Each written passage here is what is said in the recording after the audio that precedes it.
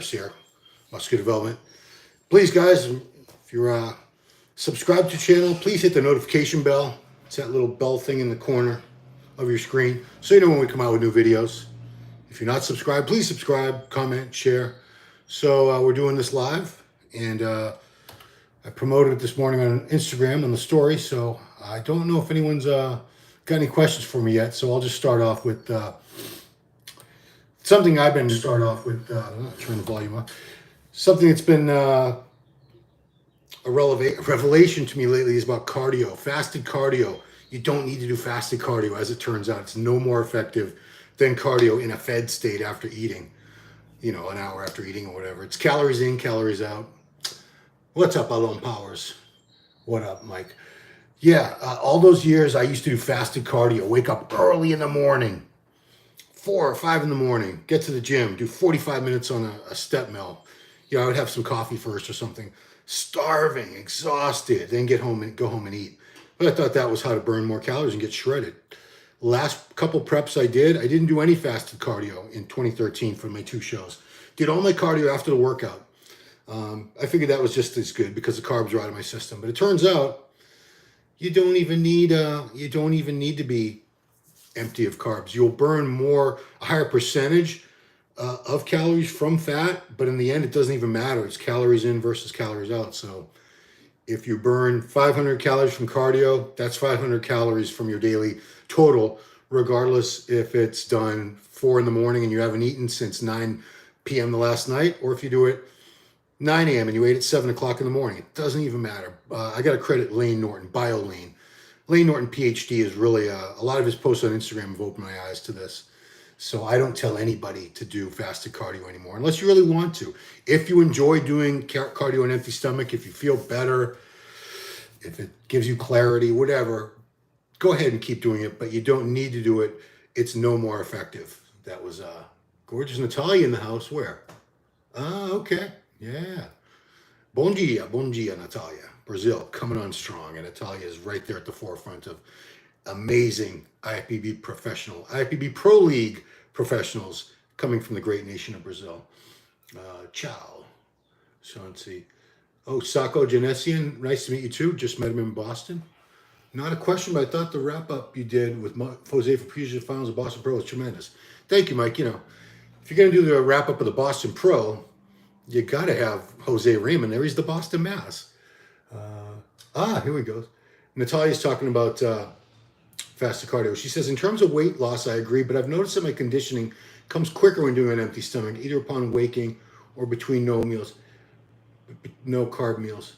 Yeah, I agree that it's probably a little more effective, but you know, if it means like an extra trip to the gym, like you go into the gym twice a day, if it's really inconvenient, and I hate to use the word because there's really nothing convenient about getting shredded, but you know, if you're like a professional, if this is what you do for a living and you can do cardio, you have cardio machines at home and everything, go ahead and do it fasted if you want. But if you can only make it to the gym once a day, you don't have any cardio equipment at home, don't feel like you're not going to get that lean because you didn't do your cardio fasted. Like I said, I did all my cardio post-workout after my weights for my last prep. 2013, I prepped for 2 shows. It was a 18-week prep because I started 16 weeks out from the first one. Did not do 1 minute of fasted cardio. Got probably the best condition of my life by the second show because I had been dieting and doing cardio for 18 weeks. How you doing, Ron? Bro, I'm doing great. How about you? Alon Power. Mike, I think I saw you at the show but did not say anything because I was on the way out of the bathroom. LOL. Wish I'd be a big fan. Well, if you're out of you just do it. If you're worried about your hands being wet or something because you didn't dry them properly, we do the fist bump thing now. COVID's almost gone, but I think we're going to be doing that fist bump thing now for quite a while. I don't think that's going anywhere. Bruh, how do you go about neck training? I used to train neck because all the gyms I used to go to out in California, they all had neck machines, either the Nautilus one or Hammer Strength one.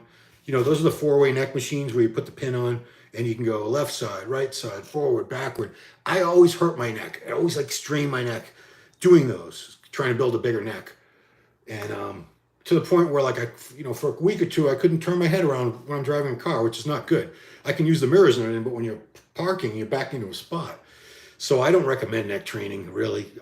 A lot of people I know have gotten hurt doing it. If you want to, man, just be very, very careful. The biggest my neck ever was in relation to the rest of my body was senior year of high school, because I wrestled and we used to do those neck bridges in practice. So neck bridges, you're on your back and then up on your head with your back arched, and then you did them forward. The same thing. You put your forehead on the ground and your body's arched like that. My neck was probably, it's like 18 inches now, but it was 18 inches then when I was 130 pounds, so it looked a lot bigger. It was ridiculous. Jorge Ramirez, can you ask Jose Ramon? Well, I can't, he's not here. Why he didn't want to take his pro card sooner? He's a great champion. Oh, I've asked him that many times. Because all those years he was winning his pro card, there was no 212 division. It didn't exist yet. He would have had to be up there with Ronnie Coleman, Jay Cutler, Dennis Wolf, these guys. So he would have gotten lost in the shuffle. Only when the 212 division began, which it actually began as the 202 division, a couple of years later it became the 212. But once that came around, he had earned his pro card 4 times already. And the 5th time he earned it, he saw that division had begun and he took his pro card. Baby oil, no. What card have you done there? Let's see. Proviron or Masteron for hardening effects? Masteron for me. Proviron, it's an estrogen blocker, an anti-aromatase. I'm not a steroid expert. I would leave that on Ask Dr. T, the last show we did, but I always use Masteron. Damn looking Jack, man. Thank you. Natalia says, what's the most cardio you've ever done during a prep? 2 hours on a step mill every day. Or sometimes I would do 45 minutes on an elliptical, but running as fast as possible. Like my feet were a blur. I actually broke the pedal on one of the elliptical trainers at my gym. They weren't too happy about that. But yeah, I would do 2 hours. And sometimes even more. I never had a coach. And I think one of the mistakes I made at times was doing too much, because I didn't have someone to tell me, no, don't do any more cardio today. That's what a really good coach will do, is they'll tell you when you need to do more, but they'll also tell you, no, back off, because you're just going to end up losing muscle, frying out your nervous system. And there were times when I would be like, my gym was 24 hours. So sometimes I'd wake up at 3 a.m. I couldn't sleep, and I'd be like, I couldn't get back to sleep, and I'd go to the gym and do 45 minutes cardio. Then I'd go back to do weights at like 9, 10 in the morning. I do more cardio after that. Sometimes I'd go back at night and do more cardio, because I was just, it was like a week, 2 weeks out from the show, and I was going insane, because I was like, I got to be even more shredded. Meanwhile, I was like dropping muscle too, and I had no one to look at me. So that's one time a coach would have been helpful. Baby oil on your body? No, I do use lotion. I moisturize. I use moisturize my face. Put lotion on after shower. Yeah, it's important to moisturize, guys. You don't want a bunch of dry skin. Sacco Genesian, Super Fitness back in the day. You mean neck machines used to be very popular. There were in a lot of gyms. What I think happened was so many people got hurt on them that I think a lot of gyms just took them out, because they don't want the liability. What some guy could say, even though you sign waivers and everything when you join a gym, someone could say, I strained my neck badly. I herniated a disc on your machine. I'm suing you. They didn't want the hassle, so they got rid of them all. Let's see. Alberto Montejo, watch behind scenes of Boston Pro. Wellness females were huge. Made Ruffin and Ansley look like children? No, come on. The wellness women aren't that big. I mean, they got big legs and glutes, hams, quads, calves, but no, they're not huge people, not at all. Mike Tyson doing neck bridges was insane. Yeah. Keith Tucker, is it great to have a thick neck in bodybuilding? No, nobody cares. Flex Wheeler had a pretty thin neck. It didn't stop him from winning anything. Some of the biggest necks, I remember there's a guy named Jeff King. He was a NABA Mr. Universe. He should have been an IFBB pro. He never made the switch. Amazing legs. Jeff King. Google Jeff King bodybuilder. This guy had legs like tree trunks, and he had this neck. He had like a 21 inch neck. It was ridiculous, at least. So no, big neck they don't care. Can you balance your pecs? Yes, I can. Can you see that? I can. Yeah, that's how Mark Lobliner starts all his videos. He does that. But yeah, you see how big they are from the side? It's like boobs. See? Big ass pecs. What do I bench? 0. I always sucked at bench press. D-man. On TRT several months, but along with my increase in muscle mass, I've also gained a little bit of fat because of an increase in appetite. What do you think of those newer appetite suppressants? GLP-1. I don't know a lot about these peptides and all these other ancillary things that have popped up, but yeah, I mean, you just have to bite the bullet and cut back on the junk, cut back a little bit on the carbs. You shouldn't need appetite suppressants to not eat. You can have some willpower. It sounds like you haven't gained that much fat, so it shouldn't be a huge effort to get rid of that little bit of fat that you gained. I would just cut back on the carbs. I would only have carbs breakfast, pre-workout, post-workout. You don't need carbs any other time. You can just have protein and vegetables. You'll be fine. Let's see. Cardio queen, yeah. Mike, what was my best look in your opinion? It was either the 2002 New England, and if you go to my Instagram, at Ron Harris Muscle, I post a lot of pictures from that show. That's where I had the blonde highlights. That was my first NPC show that was non-tested. I had been on gear for a couple years at that point, a few years. I had a great training partner. I was strong. Everything just clicked for that prep. I weighed in. I was 210 the night before. I took a Diazide. I weighed in at 202. I was the lightest guy in the heavyweight division at the New Englands and took second out of 9 or 10 guys. And I was very happy with my look there. First time I'd ever really seen striations in my glutes. Second best look was 2013, same universe, where I took 5th out of 23 over 40. There was no weight class. It was just one big group of over 40 guys. I liked my look there a lot. I was in great shape. The only problem is my hams and glutes were not as dry and tight and striated. I dropped down to 201 for the Masters Nationals 2 weeks later. Striated to hell. The glutes and hams were really dry and striated, but I was so flat. So I don't know. Let's see. Can you bounce your pecs? I did that. Okay. Ron the cardio queen. Yeah, I used to do it. That's the thing with not having a coach is if you're somebody who's like OCD and a little whacked in the head, especially, anybody's going to be a little crazy toward the end of a prep. And if you don't have someone to say, slow your roll, kid, calm down. You don't need to do any cardio, or, you don't need to go zero carbs, eat more. A really good coach will say, eat more, eat less. They'll know exactly how to adjust up or down. A good coach. Duke Nukem, have you ever done any tibia dorsi training? So that's the front of your shin, basically.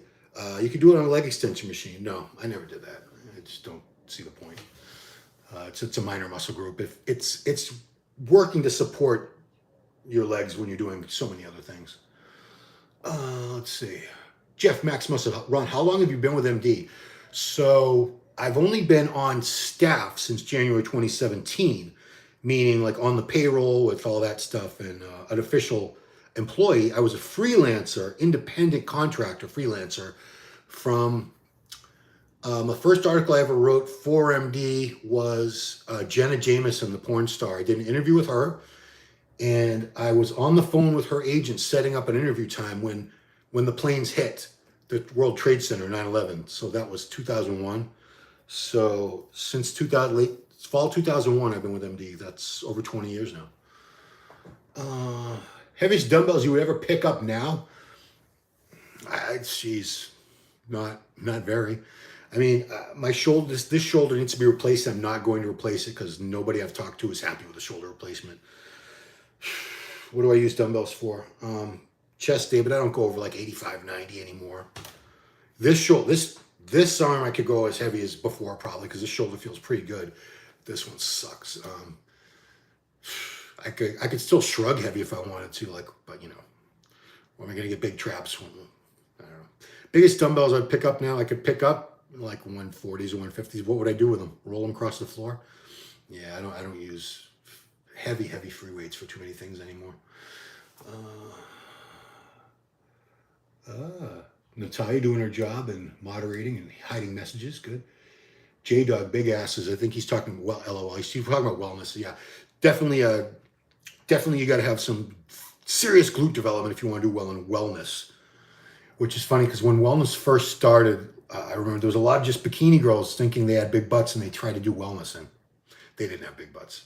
They thought they did. Keith Tucker, I agree. Jeff King had a thick neck. Yeah.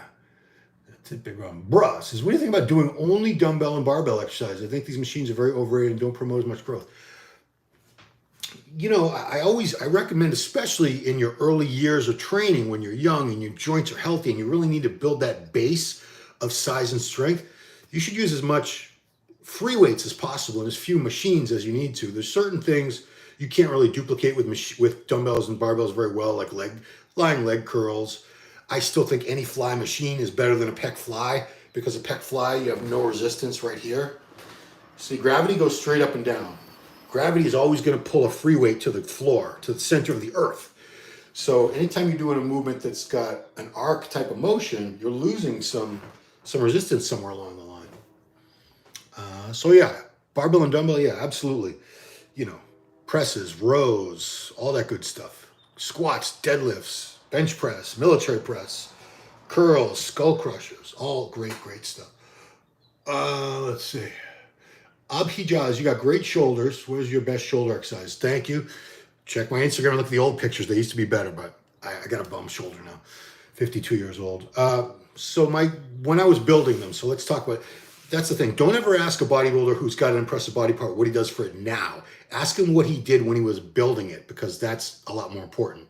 So for me, my go-to movements were, I love the seated dumbbell press with dumbbells. I always liked dumbbells better than the bar. I did a lot of barbell presses, and I was pretty strong, although my form was, look back, and if I was doing a military press, I was arched like this, so I was getting a lot of upper pec. I used to do behind the neck press. I could do 225, 275 very well. 315, I always needed a spotter, so they were always helping. But dumbbell, seated dumbbell press was my go-to basic. I always did that first when I was young. At the heaviest, I could do 140s for like 8 or 10 reps. I used to be able to, any day of the week for a good 25 years or so, I could work up to 120s and do those for 12, 15 reps, no problem. So that, and I would say lateral raises with dumbbells. I used to like one arm especially. I would hold on to something and lean over a little bit so there's more range of motion. You get that stretch, and I would do them one arm at a time. But lateral raises and dumbbell presses. I also did a lot of upright rows with a barbell, usually with an easy curl bar, pulling up and over, get that side. So that was it, really. Very, very simple, but they worked. I still like the lateral machines and stuff, but presses, dumbbell presses were, I would attribute 80% of my shoulder mass that I had and they were bigger than they are now, to dumbbell presses. Joshua asks, best place to shoot gear for someone just starting out? Your butt, your upper outer quadrant of your butt. So right there. Yeah. There are very few nerve endings there. You're not going to hit a nerve. There's not a lot of big blood vessels in there, so you shouldn't be bleeding all over the place. You shouldn't be hitting a big vein or anything. It's just a lot of capillaries. So upper outer quadrant of either glute. So left side, right side. You can Google, there's YouTube. I bet there's YouTube instructional videos on how to pin yourself. Pin is a word we use for inject. Randolph Eno. Think that the concentration on delta have led to a size reduction of pecs on open bodybuilders. You think that's true? Oh, you mean the concentration on delts? I thought you talked about delta like that, the COVID variant. The concentration on delts. No, I don't. I think pecs are not as good as they used to be because a lot of bodybuilders don't do heavy bench presses anymore with the barbell. And for good reason. It's a dangerous exercise. I understand that. Every time you heard about someone tearing their pec, they were probably doing an incline barbell press, or 90% of the time it's a flat barbell press. But you look back at guys like Arnold, Franco, Serge Nubret, Lou Ferrigno, everybody from that, watch the movie Pumping Iron. They all had huge chests, every single one of them. There was not a weak chest in bodybuilding back then. And they all did a ton of flat bench, incline barbell, and dips. And I don't think today's bodybuilders do as much of those because we have so many more options with equipment, but it's just not the same. That's why I say, especially if you're young, if you can squat, if you can bench press, if you can deadlift, you can do military press, if you can do all these basics, you don't have any injuries or anything, do those. Later on in life, when you start to accumulate injuries, that's when you might need to look more into machines. But until that day comes, put your energy and time into really mastering the barbell basics, especially for the chest. I think a lot of problems with the bench press comes from two things: going way too heavy. No one who's trying to build a chest, someone who's a bodybuilder, should worry about their max. It doesn't matter. If you can't do 8 reps with it, don't do it. I said it. Yeah, you heard me. It doesn't matter. You can bench press 500 pounds and you have a shit chest. Because to really move a ton of weight, become very strong, you have to train in that low rep range for strength. And you have to engage a lot of other muscle groups. That's powerlifting. It's not bodybuilding. But if you keep your rep range 8 to 12, good form, really connect and really make the pecs do the work, yeah, you won't be using as much weight, but you'll be making some really good, get a big thick chest. Yeah. ridiculous. Natalia, Ron's Instagram, at Ron Harris Muscle. Thank you, Natalia. Appreciate it. Yeah, I need followers. I don't even have 25,000 followers. I've had that stupid account for like 9 years now. Oh, pathetic. Keith Tucker, Ron, do you think bodybuilding open is dying due to classic physique? And our company's still sponsoring top-level open bodybuilders. I don't think open is dying, but I think classic is catching up. I don't think we're going to see a time when classic is more popular. I don't, because bodybuilding fans still want to see the freaks. They still want to see these guys with a ton of hard, grainy muscle, just freaks. They love that, the Bonaks, the Ramis, the Hotties, all these guys are just freaks. The classic guys, they're beautiful physiques and very inspiring, but rarely do you look at them and go, geez, they don't have that shock value, which, that's fine. A lot of people don't want that, but I do see a day when classic is going to be probably about as popular. It's not that far away. A year or two, maybe. A year or two. As far as sponsorships, not many companies sponsor athletes at all anymore. It doesn't even matter what division. That's an old business model. Because we have social media now, the most common thing to do for these companies is get somebody that already has a big following, pay them a modest salary a month, give them bonuses for their discount code. They work on commission. Sometimes a lot of people that are just on discount code, they're not getting any money. It's a percentage of the sales they generate, which is, for the company, that's perfect. They're not putting out anything. They're just giving them a percentage of money that they never would have had anyway. So it's perfect for the company. Social media has really, really made things a lot more convenient, a lot of cost effective for supplement companies. Yeah, but if I had a supplement company, I'd probably would look into some of these really good-looking men's physique or classic physique guys. They appeal to a lot more people, and if you want to sell supplements, wouldn't you rather have a market of this big versus that big? Hardcore bodybuilding is a very, very small market. There's not many hardcore bodybuilders. There's not. Like if you had a gym for just hardcore bodybuilders, good luck. It would be out of business very quickly. There's not enough of them to support a gym, much less a supplement company. Okay, let's see. Jules, is your wife concerned about health regardless? I think you mean regarding your anabolic use. Mine really doesn't like it. No, mine doesn't like it either. She hates it. But that's why I stay on top of my blood work, my heart scans, all that stuff, because I would never want to be reckless and, leave her a widow, leave my kids without a dad. So I get my blood work done. I just did a show about 3 weeks ago with Dr. Tuliados, and one of the episodes Ask Dr. T, where we went over all my recent blood work, and knock on wood, I'm doing pretty well. I'm very careful. I don't use a lot. It might sound like a lot to people if I say every fourth day I do 200 milligrams of cypionate and 100 milligrams test cypionate and 100 milligrams of Deca nandrolone, and 3 IUs of GH every night. To a lot of bodybuilders, especially guys who've been using gear for many, many years, will be like, oh, that's not that bad. But a lot of you young guys are like, oh my God, well that's more than TRT. Yes, it's more than TRT. It's what I use. It's the proper amount that I've arrived at to look and feel the way I like to look and feel, while still keeping my health in check, my kidneys, liver, heart, blood thickness, all that stuff. I am very careful with that. And no, my wife would be happier to see me just going straight TRT. She mentions it all the time. I'd lose some size. I'd lose a good 10 to 20 pounds. I wouldn't lose much more than that, because when I was I spent many years, 13 years training naturally. I built a good base of size and strength. I was not, a newbie when I started using gear. I'd already been training from age 14 to 27, 13 years when I started gear. So I wouldn't, and I would keep training. I would keep eating healthy, so I wouldn't shrivel away to nothing. I'd be a smaller version of this for sure, but not much smaller, because I'm not that big in the first place. I'm 220. I'm 220 to 222 is if that was a question. I'm 5'7.5" now. I used to be over 5'8". So 5'7.5", 220, 222, pretty lean. If I wanted to compete, it would take me at this point, it would take me about 10 weeks, I think, for my top condition. But by the time I get to June, I'll be lean enough, because I like to be nice and lean for the summer. At that point, I could be ready for a show in 4 to 5 weeks, like contest stage ready if I really wanted to. Where the hell did that come from? J-Dog, I like that pose you do with your arm in front, hand pointed like a gun. Yeah, it's fun. So he's talking about this one, right? It's actually a pose that Milos used to do, except he had his hand closed, and Terrence Ruffin does, and they call it the shield pose. It's like your hand is a shield. So if I ever do that pose again on stage, I don't think I would do the gun. I think I would close my fist to make it the shield. I think that actually looks cooler.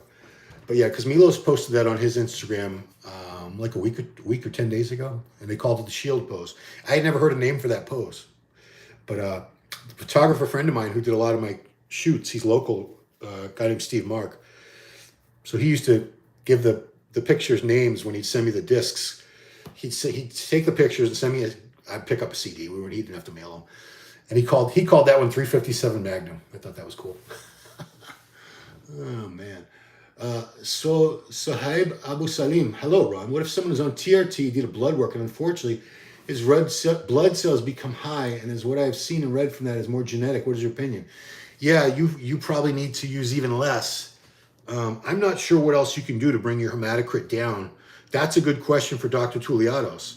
So I would go, we post a video every Tuesday morning, and in the comment section, that's where we collect the questions that we answer the following week. This week, we didn't even answer questions. We had an interview with the gentleman that owns a TRT clinic and is a head nurse practitioner. So we didn't even ask questions, but leave the questions in those comments if you really want a good answer, because all I know is you probably need to use less gear, but he might have some other suggestions as to how to lower that, because you don't want that thick, syrupy ketchup blood. That's how you have a freaking heart attack. Natalia, in your opinion, why do you think they removed WP women's physique at the Arnold this year? I have no idea.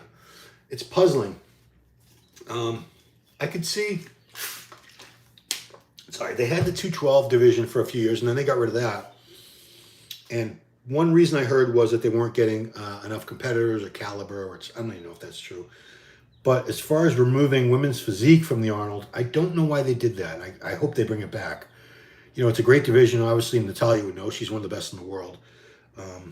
They don't have women's bodybuilding at the Arnold anymore. They don't have 212 bodybuilding. They don't have women's physique.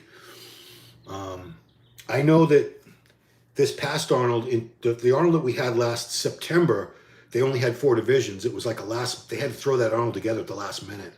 That's a show that's obviously, since 1989, it's always held in the beginning of March. Last year, it didn't happen in March because of COVID. It was still going on.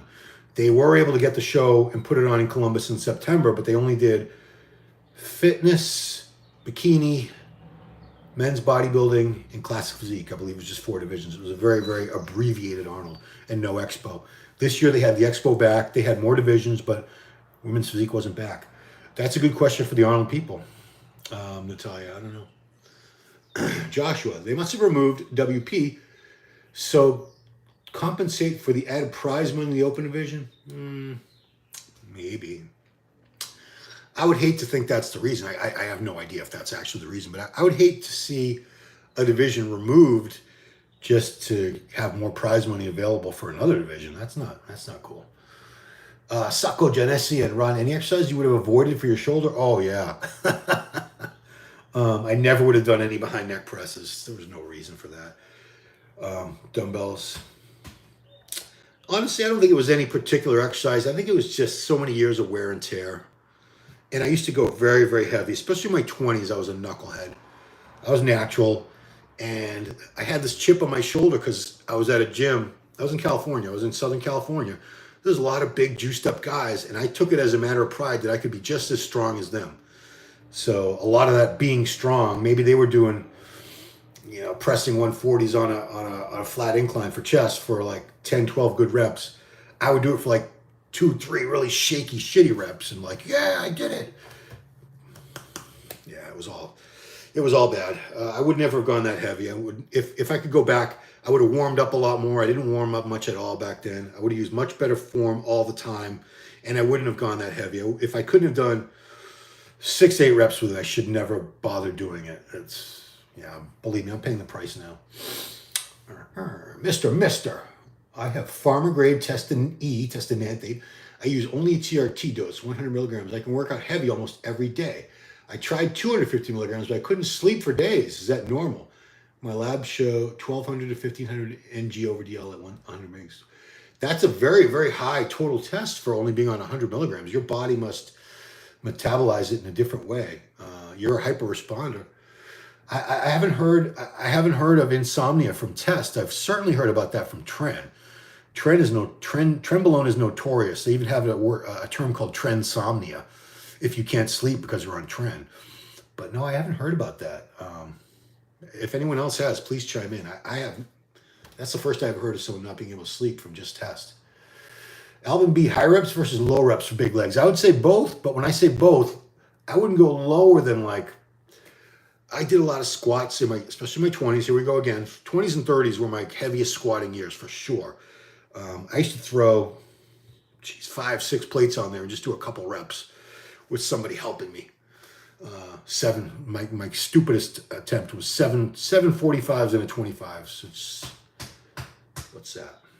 675. 725, right? Anyway, yeah, looking back, I don't think I should have ever gone lower than like 6 reps, even on squats. So I would do some sets, a lot of sets like in the 8 to 10 range, and I would do sets in the 10 to 15 range, and I would do some sets, especially things like a leg press, some really high reps, burn them out. Like I used to love finishing legs with 50 rep sets, or sometimes that would be the same weight, or sometimes I would just do a drop. I'd do like 20 reps, take a couple plates off, do another 20, take a couple more plates, do like 15, 20. Got a crazy, crazy pump and burn from those. But with like hack squats and squats, I never went real high on reps because I wanted to get some really good weight. So for those, I used to do a lot of sets in the 8 to 10 range, 10 to 12. Rarely did I go over 12 reps for hack squats or squats because I wanted to really get some good weight on there. But I would mix them up. I would do high reps and low reps. Your legs have different muscle fiber makeup. They need different types of different rep ranges to really be their best. Robert Sanchez, can you say something about the judges at the bodybuilding shows? Do the big shows always have the same judges? Mostly the same judges. Yeah, it's mostly the same people. So there's 7 judges. I don't know how many total judges they have to draw from, but these judges have to travel all over the country or even out of the country. It's a long, long day. They're there all day, all night, sitting at that table, looking and really trying to do their best, and knowing that no matter how careful they are and how fair they try to be, a lot of people are going to be very upset with their decisions because it's a subjective sport. Your favorite physique might not be your buddy's favorite physique.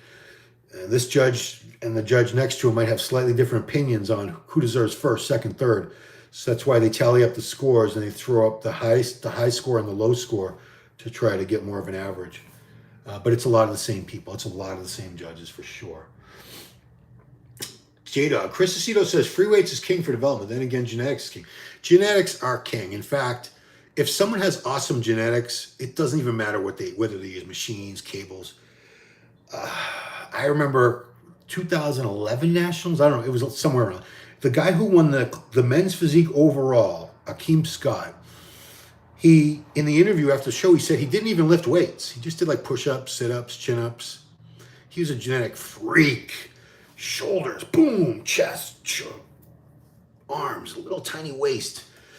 No weights. I'm sure he's probably started training since then, but that just goes to show you. Yeah, I do think though you want to give yourself the best chance. You want to do the best with what God gave you, if you believe in God, or your parents gave you if you don't believe in God.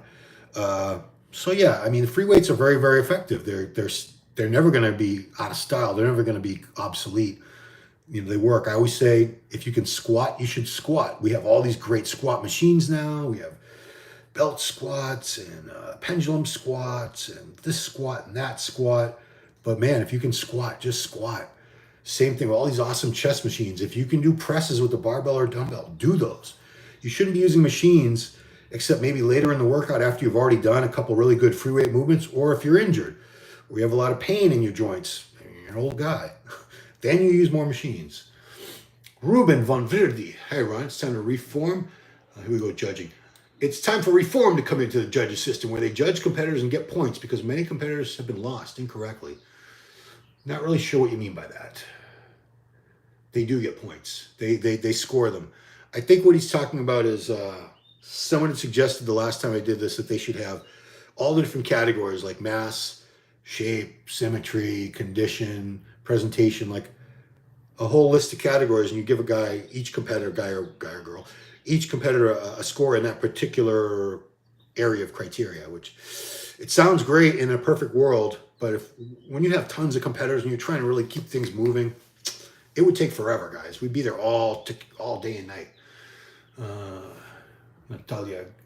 Natalia's stopping somebody who's trying to be disrespectful. Huh. Yeah, what's he saying? Is he saying something to me? How dare you? It's ask Ron, not insult Ron. Come on. J-Dog, hey, want you to segment on muscle insertion points? A whole segment? I mean, insertion points just means the length of the muscle. So every muscle has an origin and an insertion. So your bicep originates, it starts way in here, okay? And it's gonna insert somewhere between there and your elbow. If it inserts way down, mine's not that long, you see. If there's a gap, the more gap you have, the shorter your bicep is. Like I remember the Sergio Oliva, Sergio's dad, the original Sergio, his bicep was so long, he couldn't even flex it. He could only get about halfway because it was the bicep went all the way jammed into the elbow and it was so developed, he couldn't get it up to here. He could only get it to about there. So his frontal bicep, he never came in like that. It was always like right angles. Every muscle is the same way. So like your pecs, they originate it's almost the same place as your biceps, in here, and then they're going to insert somewhere between there and that midline. Some people, they insert over here and they have a big gap. Other people, you have no gap, like me, and then you have the cleavage. So calves are probably the easiest example. If your calves insert way up high, like just under your knee, you can't ever have big calves. You don't have the muscle cells to work with. Whereas if you have calves that insert way down by the ankle, you'll probably have big calves without ever doing a damn thing for them. Most of the bodybuilders who have huge, huge calves, they don't do shit for them. They never did anything for them. That's just genetics. If your calves are that long, just walking around all day, you'll have big calves. Raging Bolt, how important is daily potassium intake? Don't know. I'm sure it's important. You want to get your, whatever the recommendation is, but I never worried too much. I mean, I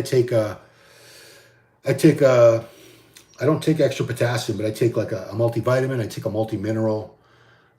I take one day I'll do a thing on all the different supplements I take, even though I'm not saying you have to take them all, but I do take a lot of like health supplements. Jimmy Kim, use metformin. I don't. I almost did. I thought, I was checking my glucose a couple months ago because I was starting to worry. Maybe I'm getting pre-diabetic because I've been on GH now for a little over a year. And it's very common for people using growth hormone to become insulin resistant, and they have to get on metformin, but I didn't get on it. If I felt the need, I certainly would. I mean, Anthony here on, what's the best thing to do for legs that aren't quite symmetrical? My right leg gets a better pump than the left. So do a little extra for the left, or just do enough for the right to maintain it. And you can do single leg extension, single leg curls, single leg press. You can do that Bulgarian split squat where you hold a dumbbell. So in your case, what's the bad leg? Your left leg, you would have your left leg on the ground, your right leg up on the bench. You could do those, the Bulgarian split squats. Just do a little bit more for that. Best back ever, Dorian or Ronnie? They're both awesome. I don't know, man. They were both incredible. Their backs were both just nuts. Yeah, I wouldn't want to choose that. Let's see. Chris K, when will we see Urs on stage get the Olympia title? A year or two, I think. But I don't know, because Ramon Dino, he might get it. Or Bumstead might keep winning.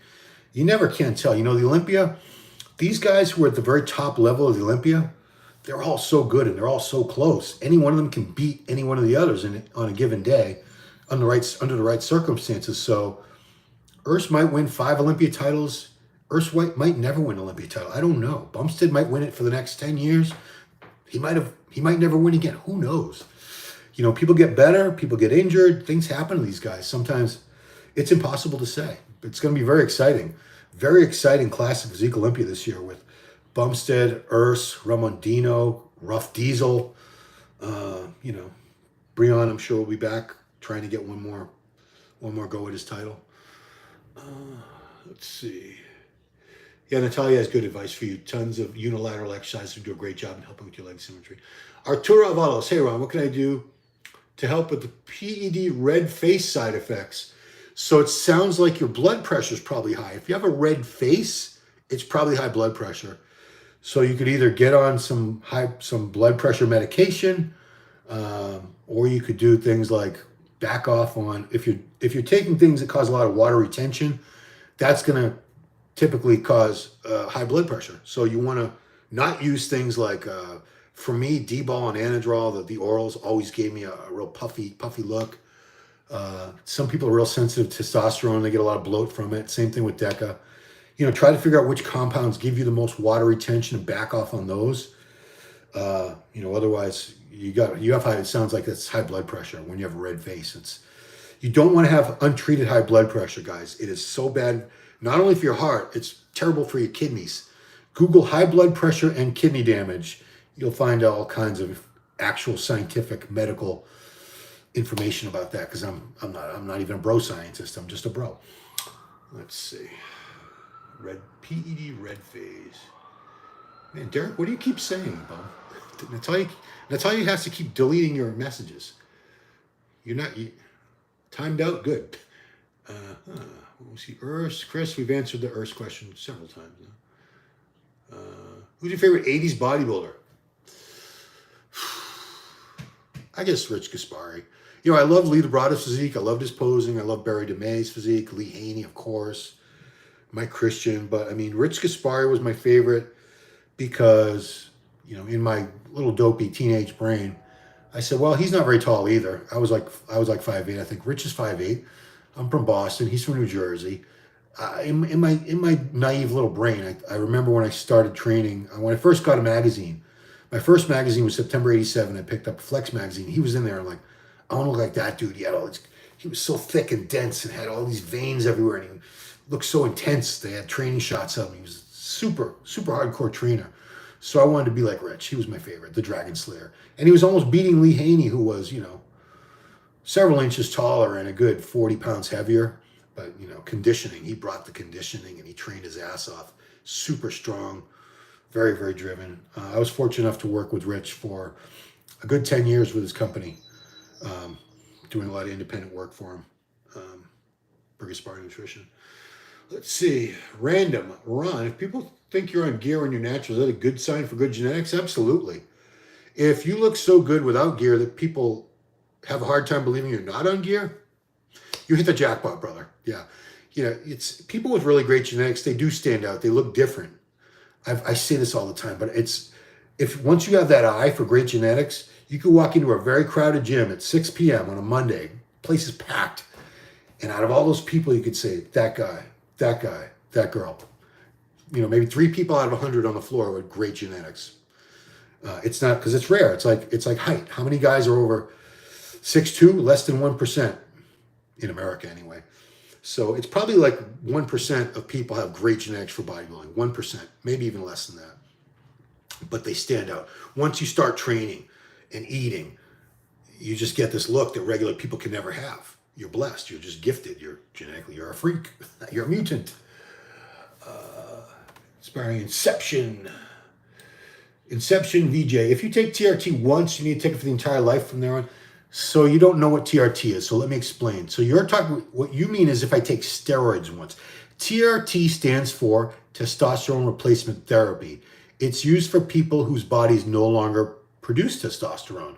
So if you've been using steroids for a long time, abusing them, your body has lost its ability to ever come back. It'll never produce enough testosterone again. So a doctor typically will put you on a dose. They'll arrive at it through blood testing. It's usually between 100 to 200 milligrams a week to get you into a high normal range. But when you say, if I do TRT once, that doesn't even make any sense. If you do steroids once, I think is what you're asking. And no, you can do them once and your body will bounce right back. It might take a month or 2 or 3, but it'll come back and you'll be fine. The longer you're on steroids, the higher doses you use, the more damage you're going to do to your body's ability to produce its own testosterone. And eventually, it'll never be able to produce its own. Like my body will never, ever produce its own again, enough. It'll produce minuscule amounts. So TRT is not being on a cycle, guys. Being on a cycle is being on steroids, okay? WCGR, you should come down and watch the bodybuilding shows here in Baltimore. Why would I go to Baltimore? Come on, guy. I'm in Boston. I go to see the local shows and I travel to the pro shows that we cover. Like I was just at the Boston Pro, I was at the Arnold Classic in Ohio, but no, I'm not going to go all over the country. unless somebody's going to pay for it. Jorge Ramirez. Do you think Nick Walker could have won the Arnold if he did it? Maybe. Brandon has a beautiful physique. Beautiful. Much, much prettier physique than Nick. Prettier than Bonac. He was Mr. Olympia for a reason. He's no joke, Brandon Curry. He was not 100%. So that Nick Walker that won the last Arnold versus that Brandon Curry, I don't know, man. Shape, structure, all that, I give that to Brandon all day. Nick's got the size and he was in crazy condition. So it might have been, the judges might have gone with him. Who knows? Are you going to compete? Not R. Kelly. Well, I'm glad you're not R. Kelly because he shouldn't have any internet access. Don't think I'm going to. I'm trying to see when the Masters USA is. I need a good at least 4 weeks with no contests because when I'm at these contests, covering them for MD, there's no time to eat. There's just literally no time for me to eat. I have to be at the judging, taking pictures. As soon as the judging's done, I have to do a live wrap-up on YouTube on this. Then I do a wrap-up with someone like Milos or Jose. Then I have to do a written report. Then I have to try to get a meal in before the night show starts, and it goes all over again. I'm in there, and it's interviews, and that's my job, though. That's my job. That's what pays my bills. Competing does not pay my bills. It will never pay my bills. But if I can find a block of time where I don't have to cover any shows for at least 4 weeks, and I could just prep, get all my meals in on time. That's the most critical part of prep, is being able to get in all your diet meals on time every day, consistently. Being able to do your cardio, the weights, everything has to be meticulous. I'm very meticulous. If I can't do it 100% for at least 4 weeks, I wouldn't do it because I wouldn't be able to look the way I want to look. And it's not even about, it is about winning. Obviously, I want to win, but I wouldn't want to go to a contest and if I lose, I wouldn't want to lose because I wasn't 100%, didn't bring my 100% best. It would be because I got beat by someone who's better than me. But I wouldn't want, I would have no regrets. I can't blame, the judges are idiots. No, I would have no one to blame. But if I show up and I'm 89% of the best that I could have been, that's on me. And I would be humiliated. I've been doing this too long to show up like that. Big Lenny. Mr. Good Guy, too. If Big Lenny hired you as a coach, what would recommend for him? I think you mean if Big Lenny, okay, if he hired me as a coach, what guy I would recommend for him? I'd make him lose all that weight. He's obese. I would try to get him healthy. I think he looks very unhealthy. I would get his blood work done. I'd put him on very healthy diet, tons of cardio, no recreational drugs. I don't know if he does use them or not. No alcohol, no tobacco. The guy looks very unhealthy, and I would try to get him healthy and go from there. Brian Kassar, keep up the awesome work. Thank you, Brian Nassar. Face pulls are great. Athlete X says so.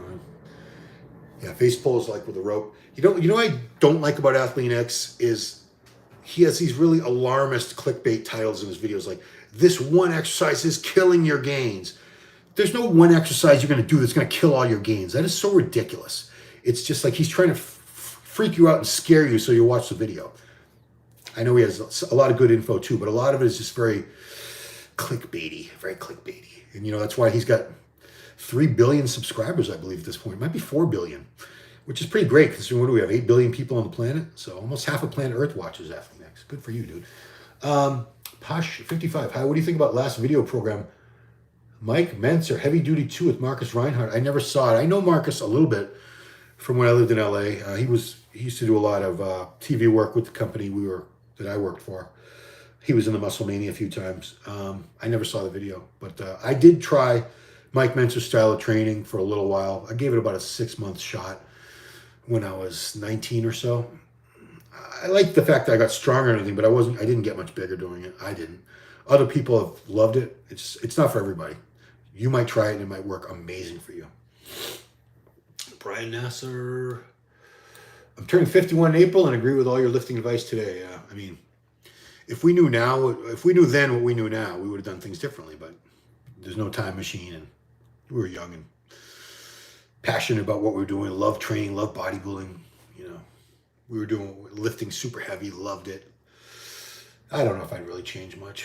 Best bodybuilder ever in your opinion? Ronnie Coleman at his peak. Thank you. Ron, men's physique guys becoming way too big these days. Why isn't there any limit? Because there's no weight cap. They don't have to weigh in, and they are becoming huge. But the judges are doing a really good job. They're not placing these huge guys. So in general, Men's physique guys are much bigger than they used to be, but the ones who are winning, they're not as big as the guys who are placing near the end. The guys who are placing near last in the, say there's 20 guys in the class. The guys who are placing like in the bottom 5, it's not usually because they're out of shape or anything. It's usually because they're just too big. They're bodybuilders in board shorts. And that's not what men's physique was supposed to be. It was supposed to be the ideal beach body look, not huge, tight waist, great midsection, great six-pack abs, groomed shoulders, nice wide back and shoulders, V-taper, some good arms.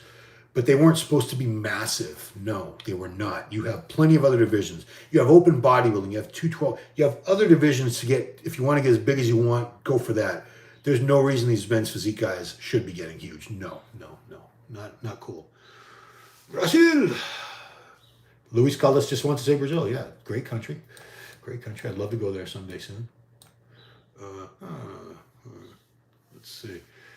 Just throwing that out there, this Natalia Coelho year, I hope so. Inception VJ, how come every show has the same judges? It's ethically wrong. It's not the same exact judges. You do see a lot of the same guys. And why? Because it's not many people want to do it. Not many people are qualified to do it. And what would you want to be a judge? They're not going to let just anybody judge. You have to be very, very experienced. Usually the pro judges have been amateur judges at the national level or something for a few years, and then they get promoted to being a pro judge. I see that happen at times. It's a thankless job, though.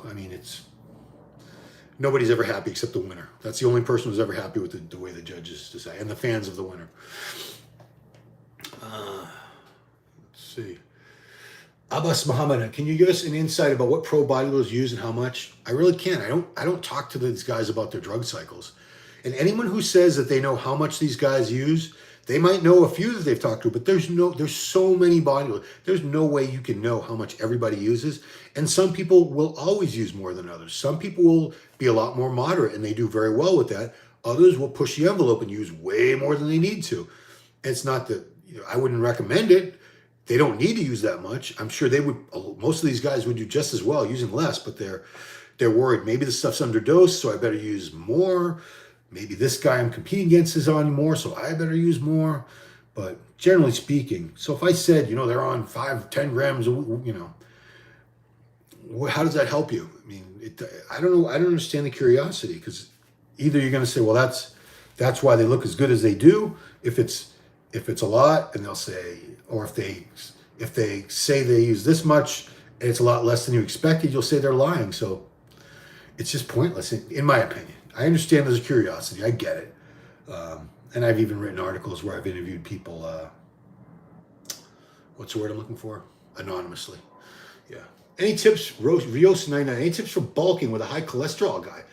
I feel like variety isn't a lot, and I have the smallest appetite ever. I'm around 14% body fat. High cholesterol. Well, you want to manage your cholesterol. I don't know if you're on meds for that.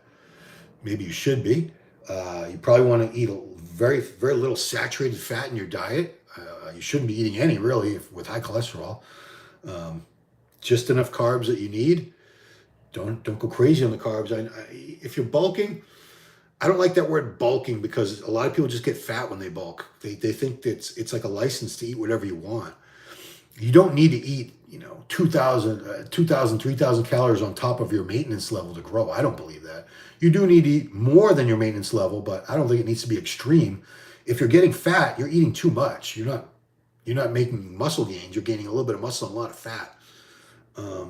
As far as the appetite, there are peptides like GHRP6. If cannabis is legal where you live, and it's legal in about half the USA right now, half the states, a couple puffs before you eat, you'll have an appetite. Obviously, I'm not recommending you do it if it's illegal where you live, but right here in Massachusetts, it's legal. A lot of states in the US now, cannabis is legal. It's the easiest way to boost your appetite. It's not an illegal drug if it's legal where you are. So, you're on. It's funny how I'm so worried about recommending marijuana use when we're talking about injecting a bunch of oil that was made God knows where, steroids. Eddie or Thor, I don't follow that whole thing. Inception VJ, why do people consider Ronnie Coleman the GOAT when he didn't have the greatest midsection? Nobody had Nobody had everything. No, you can't find one physique that you couldn't find one little flaw. Somebody might have everything perfect, but they had small calves, or maybe their triceps didn't have enough sweep to them, or their lats were a little high. There's always going to be something. Anybody, Dorian, you could find. Anybody that had an awesome physique, you could find one thing that, well, they would have been perfect if they just had this. So Ronnie was, I'm not saying, if you have another opinion, I'm not saying you're wrong. It's just opinion. If I say Ronnie Coleman, if I say Flex Wheeler, I love Flex's physique a lot too. You don't have to agree with me. You could say Big Rami's the greatest ever, or Sean Ray was the greatest ever, or Lee Priest was the greatest ever. You can have your own opinion. It's a subjective sport. It's like, who's the prettiest woman in the world? A lot of people are going to have different answers, right? And who says they're wrong? It's all in the eye of the beholder. Totally subjective. Natalia, Brett Andrews, probably not. Tanning companies do a very good job hiding scars. Oh, I missed the scar. So Brett said, Brett Andrews, as someone with a visible scar down the middle of my abs, do you think it will affect the scoring from the judges? And Natalia said, probably not. Plus, tanning companies do a very good job hiding scars, even tattoos. So you should. I've never seen a scar that was so bad that I don't think the judges would have been like, oh, that's disgusting. We got to mark this person down. No. Tattoos, I think, can be a problem. Tattoos are a big problem now. You have some people that are like fully inked up. Like if you have, I've seen this, all dark tattoos, like your whole back piece is completely black, or if it's that dark, it's going to hide detail. You're not going to see all the details and everything. It's very distracting, especially if you have a bunch of random ass tattoos. It breaks up the lines and the flow of the physique. That's why a lot of bodybuilders you'll see will just get them on their forearms, or they might get one like on their lower back or down their back. They won't get them in like random places because it's distracting. It ruins your lines. Yeah. The goat. Ron's got lagging arms. Yeah. Oh, you could pick my physique apart way more than just the arms. I mean, if my physique was that great, I would have been a great pro, and I never even turned pro. So yeah. Oh, that was in reference to, God, I'm way behind. I'm going to have to stop this in a little while. Because, boy, these questions are piling up. Oof, wow, I'm way behind. Okay, do you see anyone edging out Rami in the next couple of years? Brandon could get the title back. Nick Walker, Hunter Labrada. I mean, there's a lot of people knocking on the door. I'm not saying he won't keep winning, but you never know with the Olympia. You know, sometimes you think someone's going to keep winning forever, or it's someone you never thought was going to win Olympia wins. You never know. Randolphino, 52 and still love the free weights. Wrestler when I was young, and so shout out to all the wrestlers. Yeah, I was a wrestler. Ron, do you see anyone edging out Rami? Ron, do you have a set amount of days of rest before hitting the same muscle group, says Robert Sanchez. I don't, it's always at least 2 days, 3 days usually. So the way I've been training for the past like 3 years now is push, pull, legs, off. So every fourth day, everything gets trained. So push is obviously chest, shoulders, triceps. Pull day is lats. I don't really do traps that often. Lats, rear delts, biceps, and then legs is legs. And then a day off. So that in that cycle, I hit everything every fourth day. For me, that's about ideal. I think most people could train a body part every 4 days. Some people can get away with training every 3 days. I don't think anybody needs to wait a full week between training body parts. I think that's too long. I did that for a long time, and looking back, I don't think it was ideal. I think you could probably get better results by training a little more frequently and not just destroying it every time and waiting a full week. Let's see. Bort, what do you think about class physique pros being measured each show and having weight limits changed because of how can it be fixed? I say just measure them once. Make sure you do a really good job. Make sure they're standing up straight. You're pushing down their fluffy hair. That's your height, unless they're like still growing, which I doubt. Get the height once, and that's it. If somebody's 6 foot, they're 6 foot. They shouldn't be 5'11" and a half at the next show, and then 6'1" at a show after that. Their height isn't changing that much, so just measure it once. You know, that's going to be your height. I would say that. They still have to weigh in. Of course, they would still have to weigh in. Brad Andrews again. Thanks, Natalia. J-Dog, thank you, Ron. Scott Rosario, how many sets per body part and workout? As many as it takes, Scott. I mean, I don't really count. I honestly don't even count. I mean, I do whatever. it's if I look at it later, I go, okay, I probably do for smaller body parts. I probably do about 12 to 16. Like for arms and shoulder, I probably do like 12 to 16 sets. Same for chest, and then for back, I probably do more like 20 sets overall, work sets. Legs, between quads and hams, 20 to 30. I mean, that's a lot of muscle to cover. But some people will do better with less. Some people do better with more. You know, find a volume that feels like you really did a good job of working the muscle, but you didn't do so much that it's going to be destroyed and you can't touch it for like another week. I think that's too much. Deanne, do you ever deal with acne due to steroids or not? And some tips how we can fix it. I don't. I used to. Ask Dr. T. He's man, we've answered that question so many times on that show, like every week. So if you go to the Ask Dr. T, in the description for every video, we have the list of questions and the time codes, the answers. Almost every show we answer it, or at least every other show we answer that. So just go back, look at the description for the video, and somebody's asking about acne, and you go to that time code, and he gives his recommendations for that. Thanks for the info on TRT. You're welcome.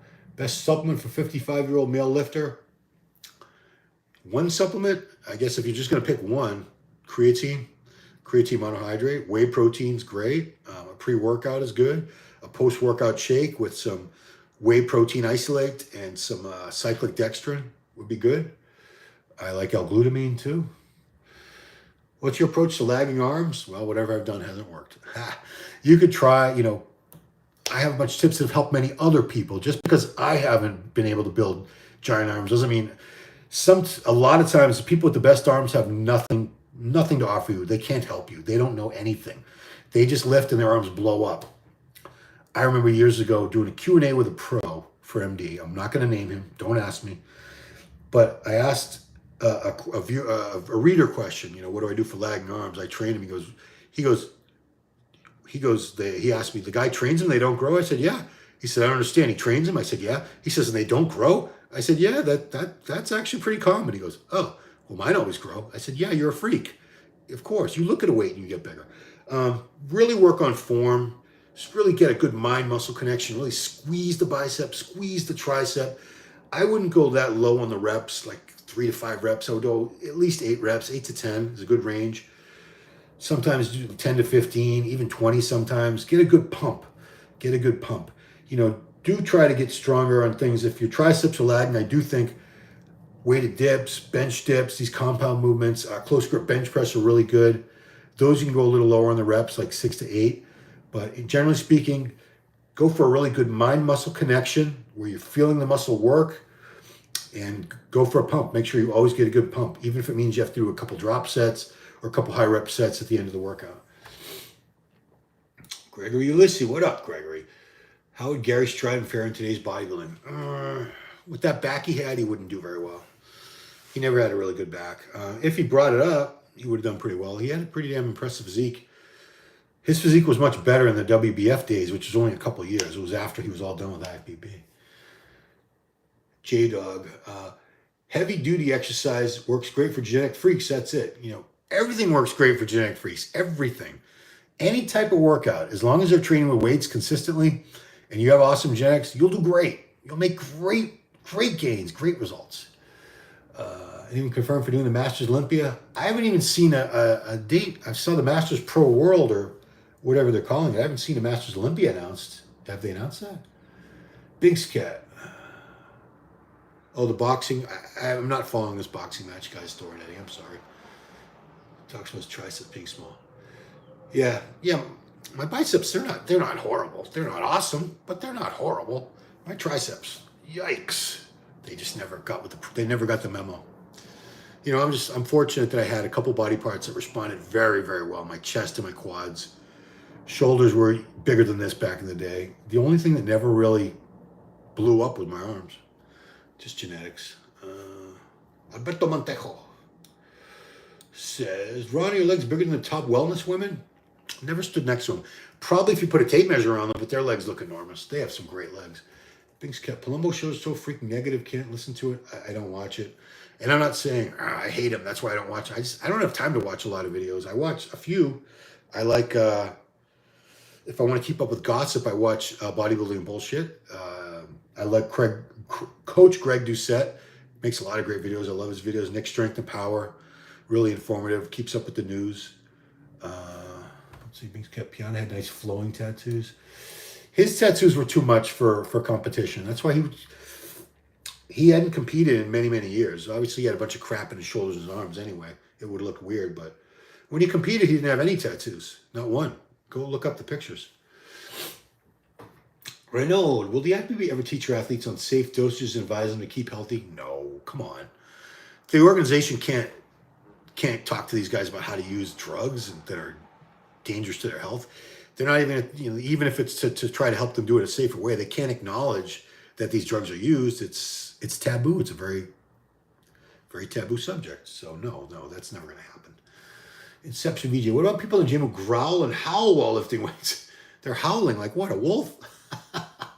Are they not supposed to lift lighter? Oh, they're just being noisy. I mean, some things you can't help. Like I remember I used to squat heavy. You're coming up out of the hole with like 400 or 500 pounds. You're going to make some noise. You're going to grunt or you're going to make some kind of noise. I don't care who you are.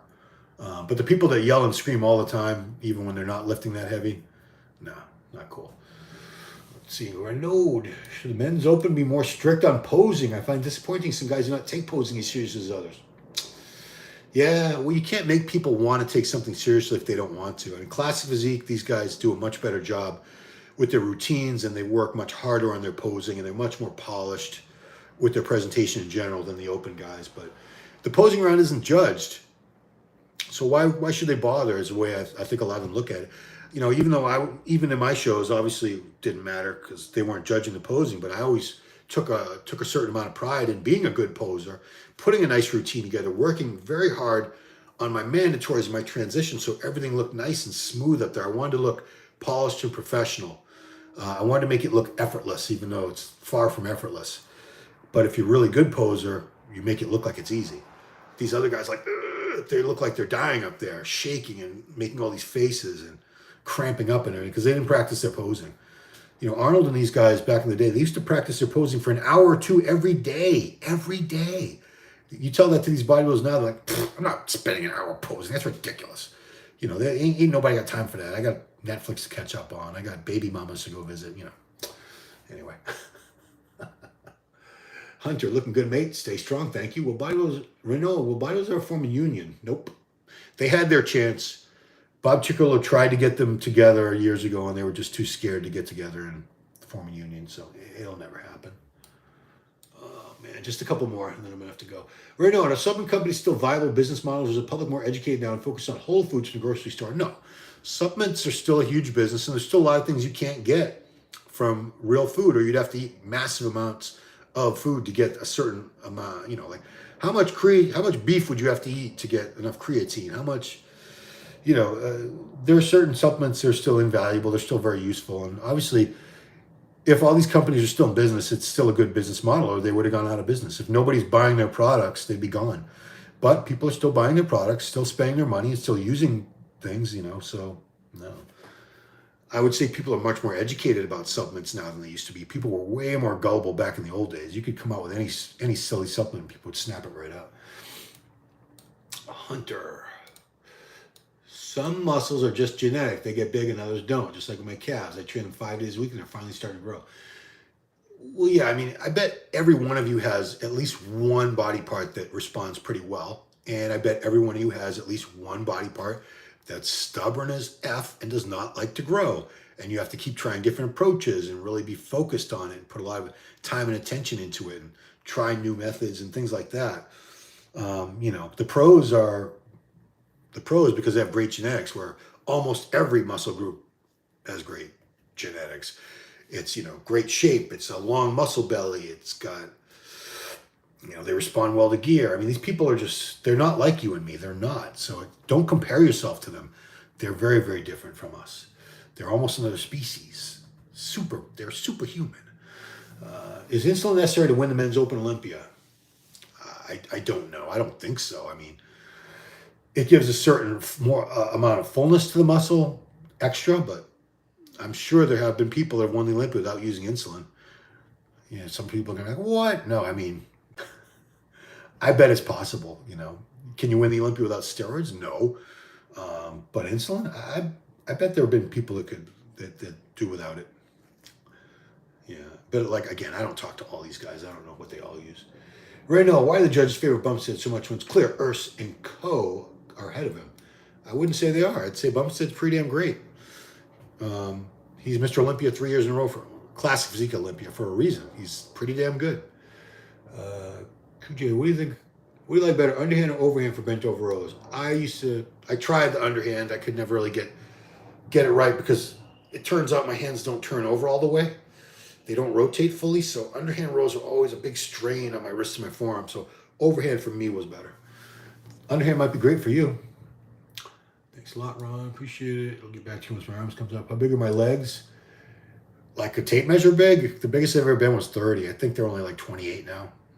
They're not that big. They look bigger because they have great... The measurement doesn't matter. It's really more about the shape. Yeah, you do have to have a certain amount of size, but if you have no sweep to your quads, it doesn't matter how big they are. They don't look good. If they're straight up and down like a tree trunk, no, you want them to have that shape, and that's mostly genetic, unfortunately. I was blessed with a really good outer sweep, so my quads look bigger. Somebody else might have quads that are 3 inches bigger than mine, around 4 inches, and mine will look bigger just because of that shape. Nick Walker, he's getting older and saggy. Oh boy. Simpson, any chance Ryan get Orville Burke to interview? Thought he would be the next Ryan. Disappeared to Sweden. I wonder how he's doing. Sometimes you guys want me to track down these people, and I would be into it, except like nobody would watch the video. You'd watch it. I need views, guys. That's how we operate in this world right now. I need views on these videos. So if I come up with some bodybuilder from 20 years ago that none of the younger ones have heard of, no one's going to watch it. No one's going to watch it. It'll get like 500 views if I'm lucky. So yeah, I have to get views. That's my job. This is a business. This isn't like a channel this isn't my personal channel for my own amusement. This is Muscular Development. I'm an employee. I'm the online editor. I'm supposed to get more subscribers, more views. That's part of my job. It really is. Yeah. Jeez, a couple more. That's it. Phil, he says he's never used insulin. Maybe he hasn't. You know, maybe he hasn't. That look that he has, that round, full look, that's genetic. Let's assume that all pros are on insulin. Why don't they all have that look like Phil, that real round, bubbly look? Why don't they all have that if they're all on insulin? Because it's mostly genetic, that's why. Ryan L., speaking of old supplements, I can't help but laugh every time I hear or I'm reminded of Muscle Tech's Leukick. It was like 2 grams of leucine for $70 a bottle. L-leucine is good, but yeah, that's a lot of money for a freaking bottle. Insulin so you can metabolize all the carbs. Yeah, I agree, but I still don't think everyone needs it. I really don't. Ryan L., speaking of old supplements, oh, you already said that. I'm out of. Nick Walker's quads are not winning genetics. Pretty damn good.